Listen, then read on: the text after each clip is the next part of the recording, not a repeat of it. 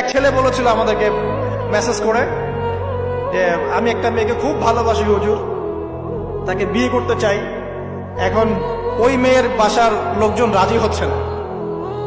তো এই ছেলের মধ্যে কি চেতনাটা কি, সে প্রেম করছে ঠিকই, হারাম অ্যাফেয়ার্সে আছে ঠিকই, কিন্তু সে তাকে বিয়ে করতে চায়, ওটা হালাল করতে চায়।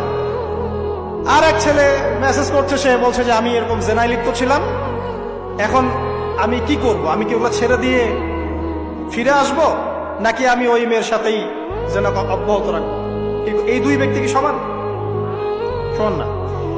এটাই বোঝাচ্ছি আপনাদেরকে। দেখুন, 4 শ্রেণী মানুষের কথা নবীজি বলেছেন। এক শ্রেণী হচ্ছে সেই ব্যক্তি যে নিজে সুদ খায়।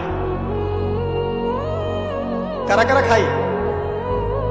এবার হাত উঠান, কারা কারা খান? আলহামদুলিল্লাহ।